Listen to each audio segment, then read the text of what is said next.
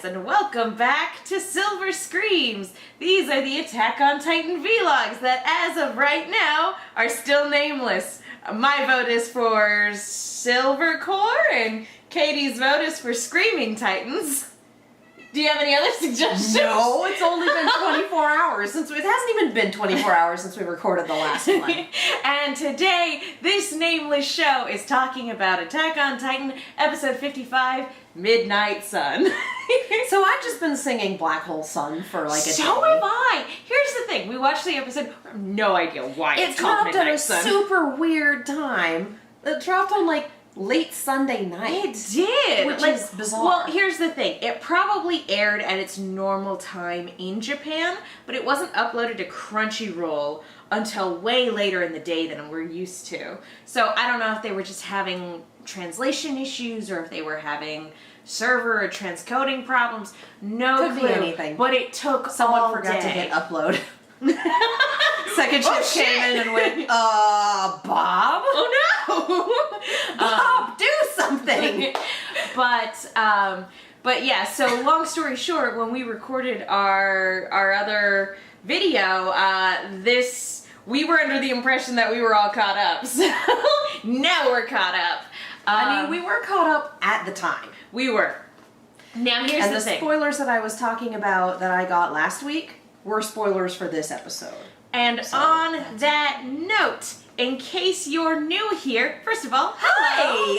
Hi! We are keeping our discussion limited to episode 55 of the anime only. There will be no discussion of the manga because we don't want spoilers. Exactly. And guys, again, if you're one of those people, we know it's exciting when something big happens. That's one of the reasons why we're doing these vlogs in the first place, is because we love talking about media. So it can be really exciting, but you have to be courteous to the people around you. Like, you just have to be. It's a rule. Please be courteous to everybody in the comment section. Be courteous to us, because I got spoiled for the fact that a big character died in this episode. I got spoiled for that months ago. I just didn't know when it was going to happen. And I got straight up spoiled for pretty much this episode. It So- was manga spoilers at the time that it happened. So, just, I know it's exciting. I know people make mistakes. Don't put any spoilers. Be kind to us. Be kind to the other people in the comments who are watching this. And don't try to be clever. No, Because don't do that. that is spoilers. Most people who go here are pretty smart. People, yeah. And people figure are- that out very quickly. When you try to be clever with your vague, weird, cryptic nonsense, people aren't dumb. People figure things out a lot more than you give them credit for. So Yeah. you think you're being cute, you're not. You're just being a jerk. So please, please, please. And of course, thank you to everybody who is being courteous and patient. Yeah. Because I know what it's like when you're sitting on book spoilers and you're like, oh, I gotta tell somebody. So if you're just... Everyone who's ever watched Game of Thrones staring at who's read Game of Thrones staring at season 3 and waiting. Yep. So, guys, definitely, like, if you're looking for a manga comparison discussion, please go elsewhere. And if you haven't watched episode 55, pause this. Go watch that. I don't know why you'd be watching us if you haven't seen 55 Some yet. people like to do that without actually watching the media we're talking about, because they just like to hear us talk. Well, if you're cool Hi, with we that, love you. If you're cool with that, then stick around. If you're not cool with that, go watch the episode, then come back. We'll wait. We promise. Get This isn't into a going anywhere. Crunchyroll. Anyway, so yeah, with that spoiler discussion out of the way, let's talk about Midnight Sun, which, for the life of me, I have no idea why it's called Midnight Sun. I don't know, it's a cool title. I think that's all it is. It's a cool title. I don't know. There's so many like poetic ways you could go with this, but usually for titles, they're either really on the nose or they're at least vaguely close to what's happening. This is just kind of like, I'm sure is there an eclipse? I'm sure it's like one of those "it's darkest before the dawn" moments, because like honestly, this sounds like the title of So a we poem. go from Soundgarden to Florence. It sounds like the title of a poem I would have written in high school, or like the title of a band I would have listened to in high school. I'm sure there are many things called Midnight Sun. I'm sure there are poems. I'm sure there are books. I'm sure there are shows. I'm sure there's at least... Have you read my vampire novel? Midnight Sun. I'm pretty sure there's at least one of those. Oh, there I was has going to to say be. at least 40 webcomics, many in AMV. Have you read my Dracula fanfic, Midnight Sun? Yeah, no. You're either going Soundgarden, or for me, I also kind of go M86 with Midnight City. So I have to go. I have Dracula fanfic to write. I guess the night is dark and full of terrors. And all of the kissing. It's gonna be a very I don't know. shit With a vampire, that is a terror. Anyway, we're here to talk about Attack on Titan, right? Are we? I thought we were here to make fun of the title. That's what we're gonna do for the next hour. Just talk about Just riff. Yep. Mercilessly. So this episode picks up right where we left off. This one didn't even do the opening theme, which Needed Yeah. the extra screen time, I guess? Well- did it do the ending theme? It did the ending theme, right? yes. It did, okay. Either it needed the extra screen time, or we're gonna get a slightly different opening for the remainder of the season. Aren't we only like 5 episodes Well, in? I that's what I'm saying, is that like, if you know how sometimes anime openings will like hold back certain things, and then as time goes on, in the animation. Yeah. I thought you meant like a different song. I was like, no, that's weird. No, like differences in the animation, or like a few more stills here and there. Because everything we saw in the opening has happened. Well, For the most part. close enough. Like for a lot of it has. So I'm wondering if they're going to show more footage of Armin, later. But anyway, so we skip the opening, which I think is pretty appropriate, in all Yeah. honesty. I'm having trouble thinking of if Attack on Titan's done that before. And I don't think it has, because all of the openings are so iconic. I can think of different anime where, like, when you skip an opening, it's for a damn reason. Yeah. When Kenny was introduced, they skipped the ending there. And They needed the extra time. They needed that extra time to show him being like, it's high noon, long time no see, Kenny. We needed every frame of that. We needed every precious second of those moments. We did every precious second of those moments. I love that stupid man. Anyway. He's terrible, but he's so goddamn He's much also fun. dead and not here right now. So Yeah, but to he's get back terrible and so goddamn much fun. to get back to this episode, we pick up right where we leave off. Aaron is standing over the charred remains of Armin, dragging Berthold along. When who should show up but Zeke riding Perry, the platypus-looking Titan. Perry the Titan Puss. And Aaron immediately recognizes this, like, oh shoot, this is not a great... Like, oh, this is bad. Not everybody comes riding in on a Titan. This is probably terrible. Uses Bertolt as leverage and is like, okay, I look. will kill him if you come any closer.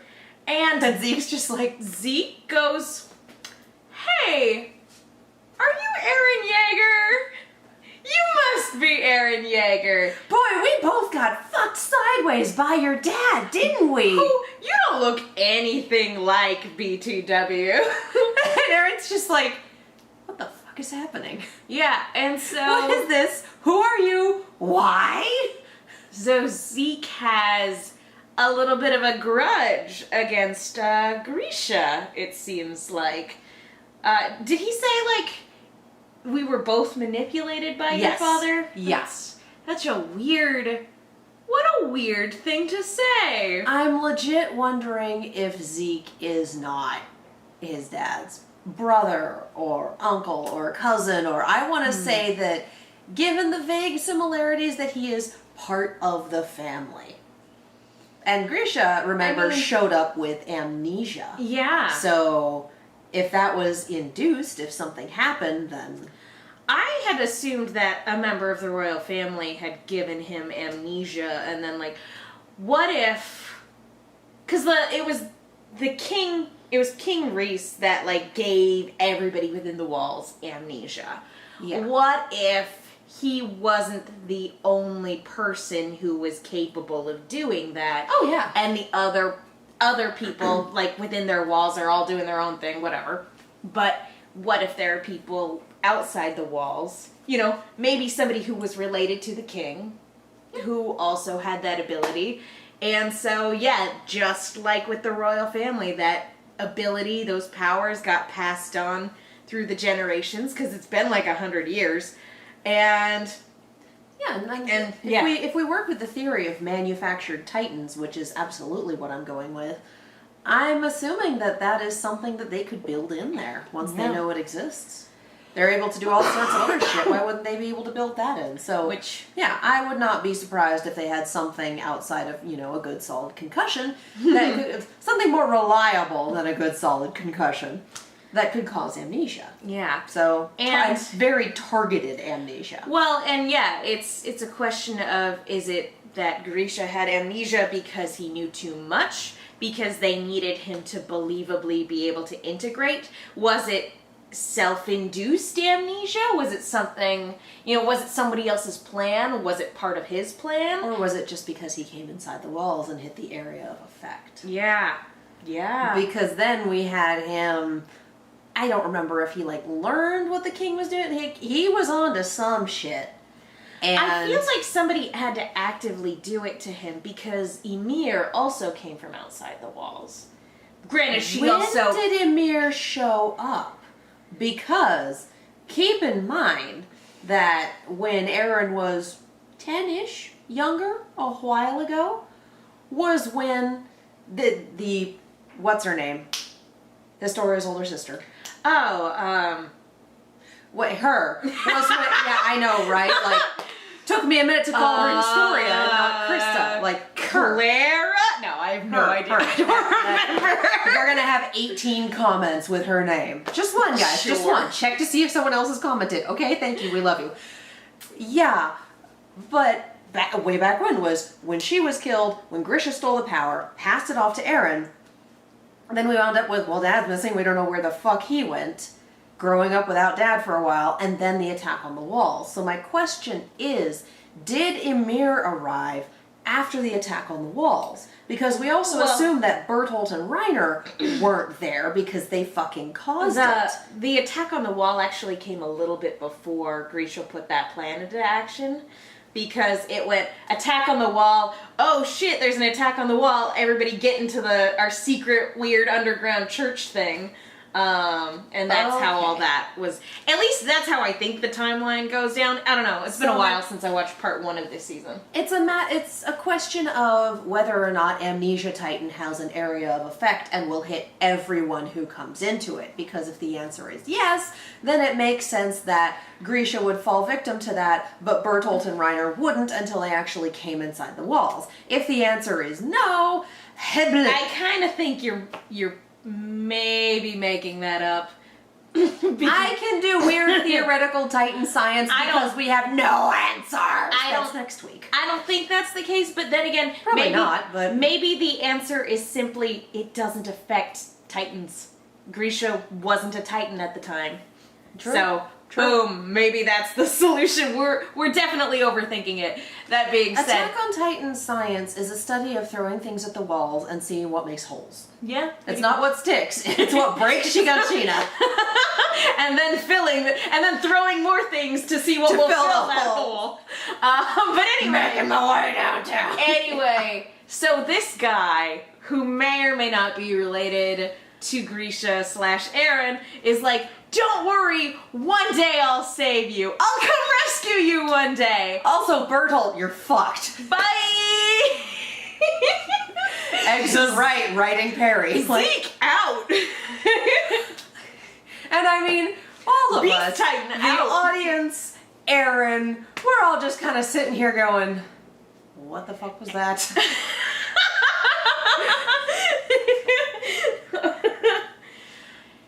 Am I related to a Titan? Actually, he doesn't quite eat himself out of existence yet. Before he goes, we see Levi get to the top of the wall, look like a fucking mess, and then just kind of slide down the inner wall. Like, he looks like death incarnate, but he is still going. He's still going. Takes a licking, keeps on ticking. This man. And, he ends up... It's such good animation, too. Just the haunted look on his face. And his face is also just covered in blood. Presumably his own, because it's not steaming. But, it is... Give me your weapons. Give me your steam. I'm gonna go chase him. Yeah. Great! And Aaron, to his credit, is, preparing to totally hand everything over when all of a sudden he realizes Armin's still breathing. And Armin, markedly does this thing. Yeah. It goes from he's super dead to... He's only mostly dead. Right! He's only mostly dead. He's only parboiled, not charboiled. They're all dead. There's only one thing you can do. Rummage through their clothes and look for loose change. What's that from? The Princess Bride. Right. It's been a hot minute, and that's not usually what gets quoted at me. But anyway, so he's like, hey, we've got... Give me the syringe. Yeah. I've got Bartold, I've got Armin, let's do this. And Levi's like, yeah, sounds reasonable. And starts handing it over. Slowly. But never mind that he's on a time crunch. Pause. Because we cut back over... Well, let's cover all that happens here, and then go back to the other one, and then talk where they intersect. Okay. I mean, because the other thing that happens is Mikasa shows up. This is true. So pause. Let's jump back over. Meanwhile... I messed up my order of effect. Reiner's getting interrogated, because they got him too. He got a bandage around his eyes and a very angry Hanji, which, can't blame him. Nope. And they're interrogating him, and he's not being super cooperative, but the one thing he is admitting to is, hey, what's this doodad? It's a This letter. little silver case that you had in your pocket. What is this? It's a letter from Ymir. You have to give it to Krista. Okay, yeah, we will as soon as we look at it. Yeah, it's just Good. Hey, if you're not gonna talk, we're just gonna kill you. Well, it's fine. It's so funny because Hanji's like, hey, let's just cut to the chase. Are you gonna cooperate? And he's like, no. And she's like, thank you for your honesty. I really appreciate that. Let's just save ourselves some time. And she just straight up wants to slit his throat. Yeah. And it's Jean saying, wait, we have a Titan shifter. We might have to save someone. We have this opportunity. Flashback to Irvin giving the, hey, we have Titan juice. We can steal the Titan powers, and we can also save someone from the brink of death in the meantime. So, if such a situation arises, talk to Levi. He has the juice. Now, Hanji is like, look, we have no way of verifying this, but ultimately decides, you know what, that's not a bad call. Mikasa, go check out the thing, go check in with Levi, Go check in with Aaron and Armin and see what's happening over there. Yeah, Go check in on the other half of this plan. Go check in with them, and we'll go from there. You send off a signal. Well, if the answer is no, we'll go ahead and kill him. The answer is yes, we'll hang on to him. Which, again, it's a pragmatic call. Yeah. It's always tough when you're in the Survey Corps. These are literal life and death decisions all the time. So and part of it is, she tells Jean, this was my decision, you were a factor. But very much just CO saying, yep, nope, on me. Which is interesting because even though it's a super pragmatic suggestion, the implication is that Jean is still very wary about killing their former comrades. And it's something where he's even like, why did I even suggest that? Why didn't I just let her kill him? Jean, I think he needs to figure out who he is. He is, I'd hesitate to say that he's at a crossroads because that's extremely dramatic, but he's definitely having issues figuring out what the right thing to do and the right thing for him to do is. And part of it is attempting to overcompensate with this no mercy, this is what needs to be done bit. And part of it is still having that softness for, well, he was a friend and also we could still use him. Like, he hasn't quite figured out where he stands in all of this. And so he's kind of overcompensating in both directions by turns. Yeah. I think he will either eventually figure it out, lose his mind, or die. With, Attack on Titan. So, or maybe. Well, it's also different. Or potentially all in that order. It's also different when your former comrade is a Titan and he's gunning for you. And he's Titan that took down one of these walls, and it's a completely different thing when he's defenseless, has no means of being able to protect himself at all, and your CO is getting ready to literally decapitate him slowly but surely. Well, and Hanji makes a good point about we don't know what will kill them. Yeah. We have no idea if this will actually kill them, Yeah. So, it's interesting. It's interesting because, his turns as a character seem to be a lot of, ruthlessness and then hesitating with compassion a lot. Like, the reason Armin became a murderer earlier in the season was because he hesitated to kill somebody on Kenny's team. So, and Armin had to do it to save Jean's life. So, it's a tricky bag, and I think finding out what happened to the rest of the scouts is going to be a turning point for Jean. Yeah. Like I said, at this point, he's overcompensating in both directions by turns. Losing Reiner, because that's what ends up happening, is Perry, Perry the Platypus Titan, swings by. Jean is able to push Hanji out of the way, but they take Reiner and they run. And this is going to be really interesting because even though Hanji takes the blame, Jean fully blames himself. Oh, yeah. For even suggesting it. And when he finds out what happened to Marlowe, he was the one that was like, all right, we're going to test you. And basically he was the one that was like, okay, come join our thing. So it's going to be interesting seeing what he does upon finding out what happened to the rest of the recruits and knowing that they lost Reiner because of his suggestion. So, will that break him? Will that make him more ruthless? I don't know. Well, and here's the thing. In different circumstances, that would have been the correct suggestion. If they hadn't had It was a Bertolt, great or if Bertolt suggestion. had been killed, it would have been good to have Reiner in the bag. No, and I'm not saying he was wrong. Oh, he definitely wasn't. Nobody could predict the Platypus Titan appearing. No one ever expects the Platypus Perry Inquisition. No! Why would anyone think that was a thing that was going to happen? Oh, there you are, Perry! To Armin's credit, his rambling earlier this season of, we have to expect the unexpected. He's fucking right. He was right. He was saying it in a super nonsensical way at the beginning of part 2. But oh my gosh, he's absolutely right. Let's be real. Armin was right is kind of the theme of the latter half of this episode. Armin was right is the basic summation of the series, let's be honest. This is also true. Yeah. Ooh. It would not surprise Armin me. has been doing a lot. He's been doing a lot of the intellectual heavy lifting ever since the beginning. It would not surprise me if the series ends with somebody going, you know what? Armin was right.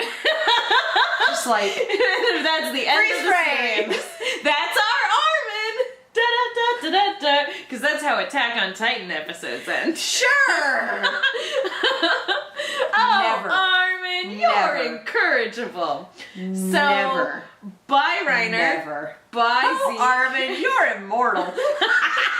Bye, Reiner. Bye, Zeke. Bye, Perry. It's been fun. We'll catch up with you later, I assume. And we basically have a bit with Zeke talking to Reiner like, you are super fucking lucky, dude. You are ridiculously lucky. Bertolt was not. We're leaving. And that was Bye. when they made their exit. My first thought, oh, Reiner's gonna be pissed because this is not gonna end well for Bertolt. Well, and this is now, we talked about this a little bit last time, but this is also Zeke going, oh wait, this went from, yeah, I should probably be aware of Captain Levi to take this seriously. Because he tore up a bunch of Titans to get to me, tore me up. I survived because of Perry, and then he tore up all the other Titans I sent to kill him, and was still in hot pursuit. I do love. He is going to be checking under his bed for Levi from now on. You know the story that people used to tell about Kenny the Ripper? That's the story Zeke is going to be telling about Levi. Yeah, pretty much. Like, I'm not actually kidding. He's terrifying. Are you sure you were just having an off day? Listen to me. I do love that as he's running for his life, as he's making his exit, he's like making his way downtown, running fast, and Levi's inbound. Da da da da da da da. He's like, Levi, let's call it a draw. We are in total agreement that this was 100% a stalemate. Fuck you. Let's call it a draw because I really want you to stop chasing me. I did really appreciate that. I thought that was a lot of fun. For as fun as this show is. Zeke brought in some humor that none of us were expecting. Nope. He's a baseball fan and he likes his jokes. Who knew? And he's gonna save Aaron. Makes me, considering that Bertolt was saying, everyone here has to die. Everyone here has to die. I'm like, Zeke might have a very specific definition of saved, or rescue.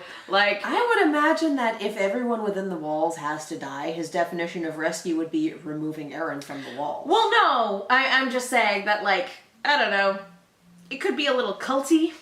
There are plenty of cults that fully believe that, they're saving themselves if they off themselves. Yeah, so Kool-Aid. This is literally why we have drinking the Kool-Aid as a metaphor for But anyway, let's not go down that real life rabbit hole and instead talk about this. So I'm just saying that we still don't know what their motives are. We still don't know what's driving them, if it's some sort of fanaticism, which it sort of seems to be. I'm just saying, never trust a fanatic.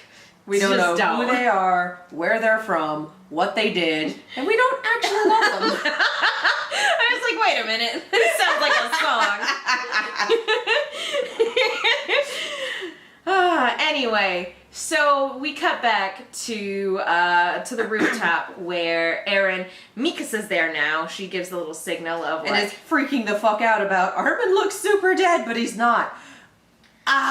So Levi is getting ready to hand it over. He's like, oh yeah, actually, good point, Aaron. Here we go, handing it over. And then that fucking ginger kid. Who has a name? Floch. F-L-O-C-H. Now, who are you and why do you exist? He didn't have a name right up until the point where Aaron dropped it when he was yelling at him. Now, we have no idea if we're pronouncing this right because it's Probably not. Most likely European name. Germanic? That is being used in a Japanese show that is then being translated into English subtitles. So, Floch, I think is his name. I figure it's either Floch or Floch. But his name is Floch. Ginger. And I was like, wait, like a flock of birds? Is that why his hair looks like it's a bird's nest? I mean, for this episode, it's a bit more like Flock You. A little bit. Because he shows up with Irvin strapped to his back going, Levi, I got him. So the commander is super fucked up, his organs are mangled, but he's not dead yet. No. So I figured that he hasn't lived through enough hell, so we should make him live through more hell because he's really good at helping us all survive hell. And it's like, that's a little sociopathic. No one else is alive out there. Yeah. Nobody else made it except these two. And, Flock, to,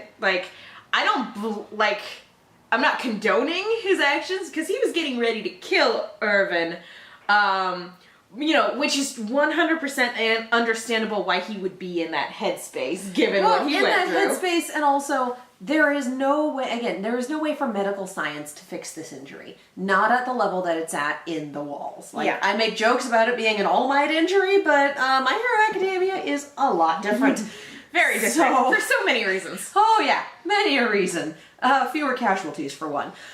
But it's just, fewer casualties than Attack on Titan. Not a high bar! But it's essentially not a survivable wound. And Irvin is not doing okay. And so the idea is, okay, mercy kill, because otherwise he just suffers till he dies.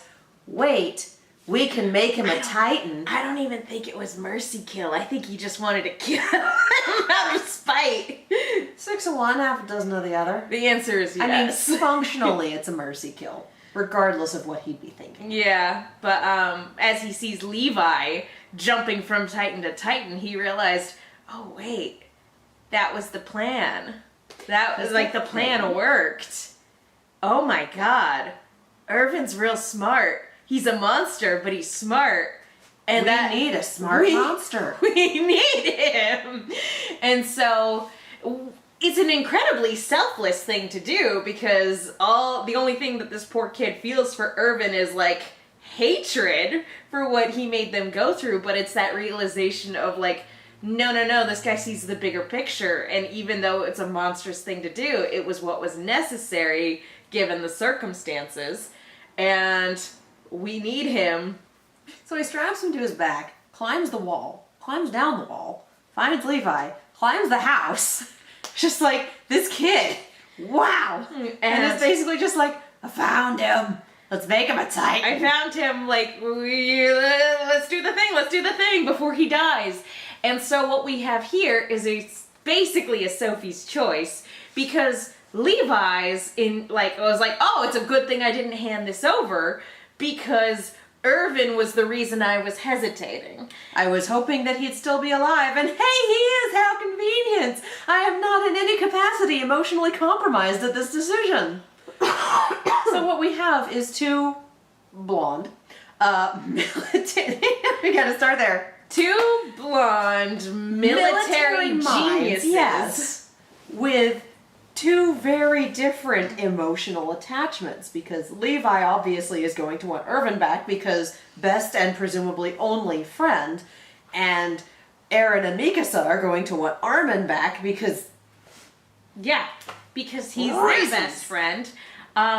Both people are brilliant, and this is when Hanji, this is where we get our post-credit stinger from part 1 of this season. Well, what do you think you're doing? Yeah, and so Levi's of course we're giving it to Irvin. He's the commander. This isn't even a debate. What are you doing? And poor Eren is but you said you'd give it to Armin. It's the most infantile we've heard him in a while, but again, it's not in I don't say that in a demeaning way. I say that in this kid's best friend is on death's door, and he's just begging Levi to save him. That's I'm not saying Eren's whining or anything like that. It's literally he's begging him to save his life.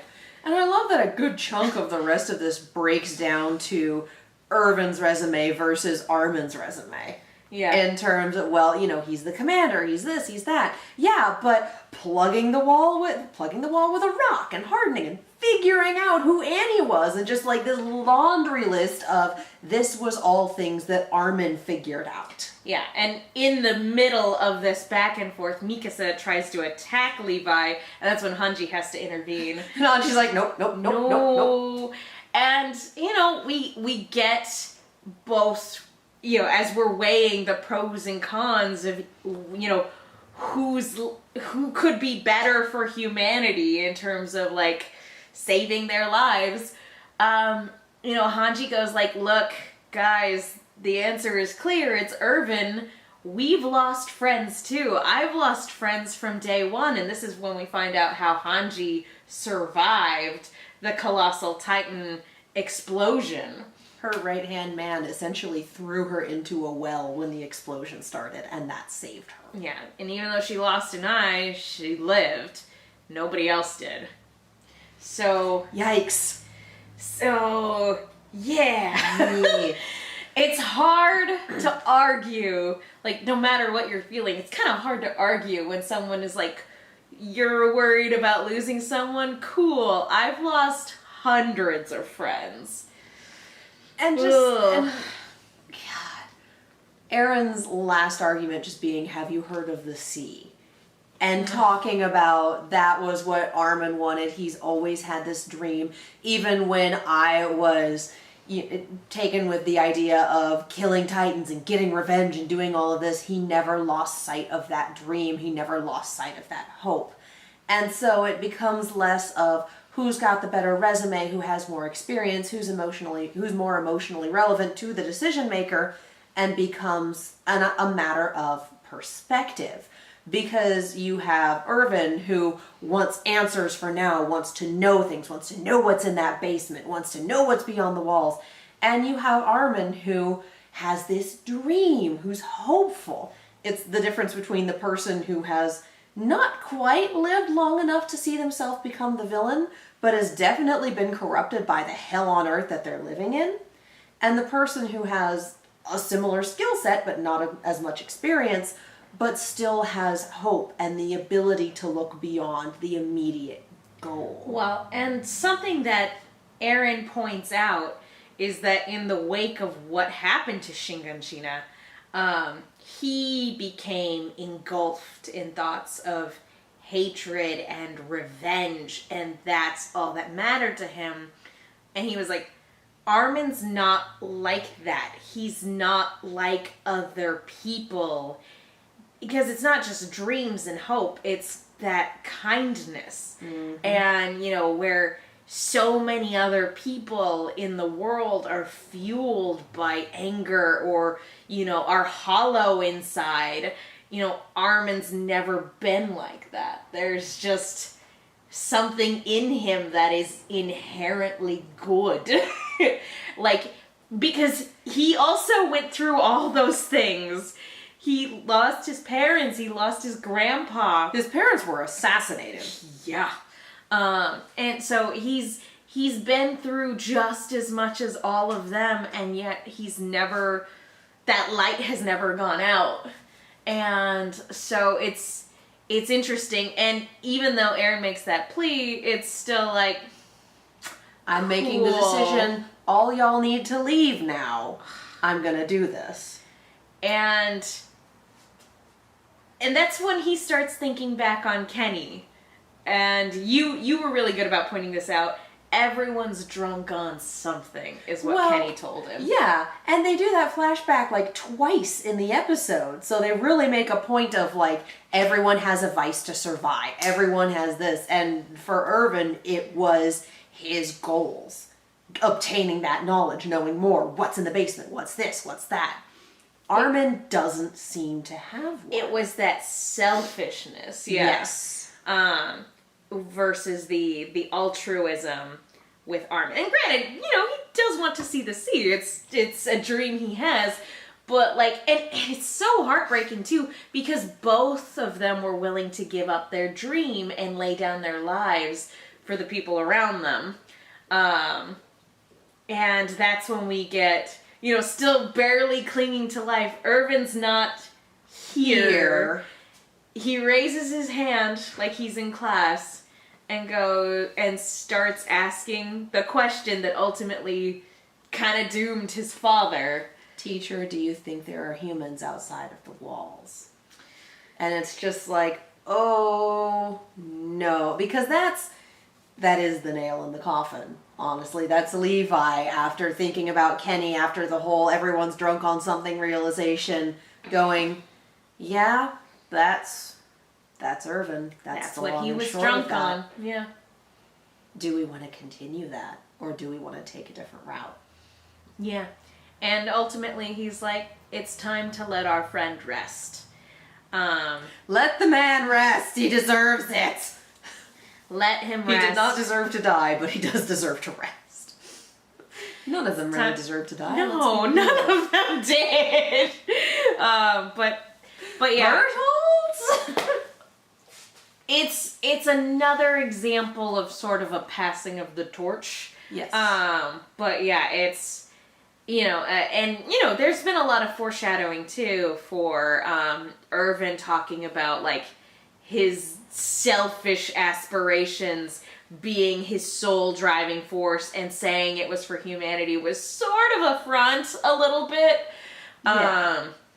And, that the guilt of, like, standing atop a pile of corpses to achieve that goal. And knowing that it's selfish, despite what everyone else thinks. Because he's done great things. Of course. But for selfish reasons. Whereas Armin, even though he wants to see the sea, it's more out of a desire for freedom for humanity than it is just like, I'm gonna do this thing. It's all for me. The ocean is mine. Instead it's, hey, we made a promise. We're gonna go see the ocean. Yeah, it's that youthful optimism. That being said, so Levi makes the call, and he makes the call to let Irvin rest and to save Armin, just as Bertholdt happens to be waking up. So we see Armin down is this really, really skin and bones thing. Like, yikes. Not a big one. No. I don't think there are a lot of naturally occurring huge ass titans in the wild. I was gonna say, I'm fairly certain he's gonna get taller. Yeah. So we all kind of pull back and watch this happen because everyone's like, let's just be several rooftops away. Now, this is something I got spoiled for. I knew Bertholdt was going to die. I didn't know when and I didn't know how. So when it happened, I can't say I was super surprised, but I will say I did not see it ending up quite like this, nor do I really take any joy in watching him suffer and die. We fell in love with these characters too. Yeah. Like, and we know that they are child soldiers, and I think in some capacity indoctrinated, if not brainwashed. The fact that Bertholdt is capable of the doublethink that says, you are all my friends, and also, you all need to die. Like, that's to be able to hold that amount of cognitive dissonance in your head. That's why I keep saying it's a little culty, because that's, again, it's that level of fanaticism. I mean, child soldiers involves a certain amount of brainwashing. Yeah.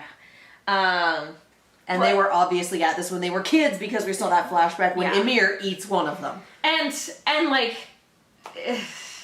it's been rough because there was so much of like season 2 where even though we didn't really know what was going on, I felt for him. It's like, we know you're the bad guys, but like it's clearly breaking your heart. And also you have furious Mikasa at your door, like, just the angry eyes and the terrified face, like, in this moment, no, I get you. I get you. It's very fitting. It's a really good parallel, story beat-wise, that we got to fully see the Marco flashback a couple episodes ago, because ultimately that is the fate that Bertholdt is left to. Screaming for his former friends to help him because he sees them and he goes, and this is why I'm like, I don't take any joy, because like, it's so weird because even though they're his enemies, they're still his friends, and he's like, guys, please help, and they're like, no. Well, they don't look like they're enjoying it. This is not fun for anybody involved. No, because, I kind of think that they were maybe hoping he'd just stay asleep. Waking up was not great. But and the last thing he screams before Armin literally crushes his head is Annie Reiner. and then that's it. That's the character, and he's gone. Yep, he ain't coming back from that. No, and again, Armin is, though. yeah, it's weird, and this is where I wanted to bring this up as a discussion. Like, it's again, I take no joy in seeing Berthold's death, even though I'm like, oh man, this changes a lot. Last episode, we talked a lot about, like, Armin's send-off. Now, because he is a core member of the trio, and because they did effectively save him here, I wanted to ask, does that in any way reduce the stakes? Because to a certain degree, like, when the show goes to such extreme lengths to, like, save certain characters, it's like, does that mean they have plot armor? No. Absolutely not, because for one, nobody in this show has plot armor. Let's be fucking real. This is the show that was like, episode 4 is a real good time to make you think that we've murdered the shit out of our main character. It's pretty funny. Episode 5, episode 4. Thereabouts. Early. I think it was episode 5. Is a really good time to be like, hey, remember all these people that you liked? A lot of them just died, and we faked you the fuck out. Like, the danger has always been real. And they have not been afraid of, do you like these people? Sorry about that. So we do have some characters that are a little more plot relevant than others, but that doesn't mean that they will survive, because the show has been very good about it. The world itself doesn't know about the story. Yeah. I can't really think of a better way to say it, because there are some anime, some manga, some the world fiction. building doesn't care about the plot. Exactly. Whereas there are some where it's like, all right, the world building has painted this person as important, people go out of their way. Like, there's some where it's like the world revolves around the plot. This one is, the world is as it is, this plot is happening, but that's not going to stop the world from fucking stopping it if things go that way. Yeah. There's never really a sense of later seasons of Game of Thrones, this person is going to live because the audience likes them, or this person's going to live because they're popular, or because they're carrying a narrative, or whatever. Like, yeah, those things, without specific character spoilers for Game of Thrones, for those of you who have not done the thing yet. But yeah, Armin went into this fully expecting to die. Yeah. And we went into this fully expecting him to die, and they definitely let us sit there and think about that for a week. Yeah. So, I mean, again, I got spoiled for things, so I knew that this was going to be the outcome of this Sophie's Choice, because that is specifically what I received those spoilers for. Which is why we ask, don't spoil things. A lot of the dramatic tension for these past couple episodes, just for me. But in the same, like, yeah, the story never assumed that he was going to live. Yeah. And the manner in which he did live was very much earned, because we've been setting up people can be turned into titans. Like, we've been setting up titan shifters, obviously, from the beginning. We got you can turn a normal human into a titan with an injection in season 2 with the Ymir flashback.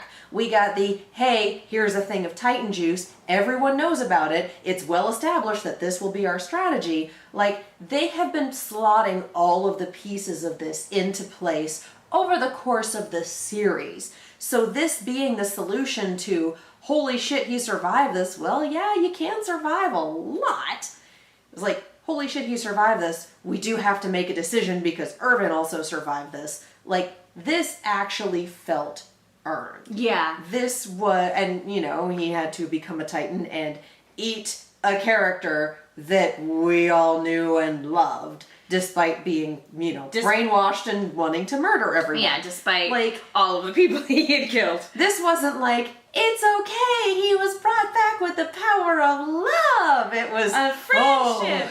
It was just, this is real fucked up. And he got super, super lucky that these were the specific circumstances and that Levi made this specific decision. Like, man, this is not a circumstance that's going to happen again. I 100% agree with you. I don't feel like it's cheap, like these characters have plot armor. It doesn't feel like a Deus Ex Machina to me. As you said, it feels earned. Like, I see Armin getting pulled out of that Titan, and I heave a sigh of relief because, like, I was holding my breath, figuring out what Levi was gonna do, and then I was holding my breath as Bertolt was screaming for mercy. Like, so when you finally They see did the Armin horror movie emerge, kill for him with the head crunch. yeah, I looked away. but yeah, so when you finally see Armin emerge and he's alive and okay, like, you do heave a sigh of relief. Just of like, oh man, this changes things, but at the same time there's this weight off your chest, but at the same time it's like, this came at an astronomical cost. This is, and it was Chekhov's Titan juice. Yeah. Like, we put it up on the mantle there, like, eventually we're going to use this isn't going to go away. And these wound up being the specific circumstances for it. So yeah, we have another Titan shifter and almost no Scout Corps left. Yeah, and the entire crux of this whole episode was, we can save one person. One. And that was absolutely and also, you know, the little bits of Zeke knows Eren, or at least knows about him, and Reiner survived too, but just by the skin of his teeth, and Ymir sent a letter to Historia. What does it say? And little teeny bits, but mostly just like, we have to make a decision. And we counted them. There are 8 members of the scouts left. There's Levi, Eren, Mikasa, Armin, Jean, Sasha, Connie, Flock, Guy, and Hanji? Did I already count Hanji? Did I already count Hanji? I don't know. There are less than 10 people in the scout regiment left. Oh, I think at this point Hanji's gonna take over command because Levi's just gonna be like, I don't want to. Hashtag. I don't want to. Nope. I don't want it. Not my monkey, not my circus. But anyway. I work best as a free agent. I mean, he might not have a choice. And there are still, you know, scouts in school. All right, we're here. We're vaguely alive. Sasha's still unconscious. Sucks for her. Let's go to the basement. Hello, new Levi squad. Don't call them the Levi squad. The Levi squad always dies. Yeah. They're not allowed to be the Levi squad. No. And they bring that up in the next meeting. I propose a new name for our squadron. I don't know if you've noticed, the definite not the Levi squad. the Hanji group. The Armin Armada. The Eren Brigade. Anything besides the Levi squad. How about the Scouting Corps? That one! I like that one. Anyway, so that's... Whew, next episode is just the basement. We're back to titles that make sense, you guys. I just want to throw a real quick prediction out there. And again, nobody who actually knows. I don't want your answers. Answer this. But with Armin and Eren both being Titans, and again, those are 2 out of 3 of our main trio, I'm like, ooh, is Mikasa gonna get those armored Titan powers at some point? I doubt it. Probably not, but she don't need them. She doesn't need Titan powers, but could you imagine how unstoppable she'd be if she was a Titan? She's already kind of a superhuman by dint of her bloodline. By virtue of being an Ackerman, yeah, she is a super powerful person. So she doesn't need Titan powers, which I guess is kind of another reason why Levi's like, nah, I'm good. Which, by the way, she attacked him, and then they never talked about it, so... I also don't know if they've ever really discussed... She attacked him and she won. Yeah. And well, she noted, he's not at full strength. And I'm like, yeah. Yeah. But he's kind of had a day. Everybody's had a day. They all have. It's been an eventful hour. But I don't know if they've ever... I don't think it's noon yet. I mean, they know they're related... But I don't think they've ever had a discussion about it. Like, I don't think they've ever been like, so are we like cousins? I don't think either of them... siblings? We don't know. That's the sort of thing that Armin would pursue. Yeah. That's the sort of thing that both of them are just like... Cause like we know she got that moment of realization when the name Ackerman got dropped last season, or the first part of this season. So she knows, but it's like they haven't talked about it. Yeah. And now I don't know if it's ever gonna be not awkward to talk about anything, considering how close she was to killing him. But yeah, so we'll see. I feel like when Levi dies is when we know we're fucked. Oh shit. Then again, I think at that point, Mikasa will be ready to become the next Levi. Yeah, probably. Because in much the same way, we have Armin somewhat becoming the next Irvin. Yeah. So we'll see. Who's Aaron going to be the next one of? Bleh. Aaron can be his own person. Sure. Oh, I don't know. That works super well. I don't know. I don't know. We'll see. Maybe he'll be the next Titan expert. I don't know. Maybe he'll be the next Hanji. I don't know. We're running out of battery. We are running out of battery. So, guys, that's Midnight Sun. It was a really tense episode. I'm sorry that the dramatic tension kind of like you had the rug pulled out from under you on that one. So I'm sorry. That's why it's important not to spoil anything. But yeah, let us know what you thought of this episode. Were you completely surprised at Levi's choice? Were you hoping for a different outcome? Let us know what you guys thought. And in the meantime, Katie, where can people go if they want to find you? You can follow me all over the social medias as well as on YouTube and Twitch at Kiaxet, that is Kiaxet. If you like reaction videos that are not horror related, they live on that channel. Also, I am on an Overwatch and Overwatch League podcast called On the Point. We talk about all things Overwatch League. We're going to have a grand old time with Season 3 with at least 2 teams lined up to get more 7-0. So, should be fun. Gonna be wild. That is On the Point at all of your podcast apps and sources. And I'm Megan. You guys can follow me on Twitter and Instagram at The Menguin. That's TheMenguin. I also do a Lost retrospective podcast called No Love Lost, where my co-host Will loves Lost, and I don't. We discuss. And you can also catch both of us on Rooster Team Radio, where we talk about all things Rooster Teeth related. Right now, Camp Counselor's Corner is going on right now. We just wrapped up RVB Recall, and of course there's Gen Lockdown for all of you new Genlock fans out there. So go check those out, all that fun stuff. So yeah, let us know what we should call this show. Also, hit the like button and hit the bell and subscribe and do all that fun shit so the YouTube algorithm thinks that we exist. That'd be cool. Because that's helpful. That'd be really cool. So yeah, guys, do all that. Thank you so much for watching, and we'll see you all next time. Ba-da-da-da. Alexa, play Midnight City. Midnight City by M83, starting now on Amazon Music.